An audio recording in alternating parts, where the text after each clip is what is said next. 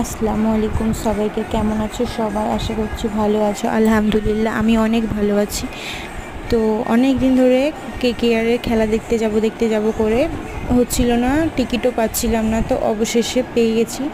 Thank you Debjani দিদি and মেজদা, তোমরা আমাদেরকে টিকিট কালেক্ট করে এনে দিয়েছো। তো যাই হোক, থ্যাংক ইউ, অনেক অনেক ধন্যবাদ তোমাদেরকে।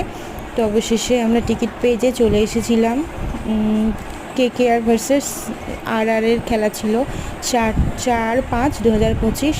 তো আমরা ইডেনে চলে এসেছিলাম। এই যে এখানে ছেলে বাহানা করছিল ভীষণভাবে, মামাকে একটু কোল্ড ড্রিঙ্কস আর চিপস কিনে দাও, সবাই নিয়েছে।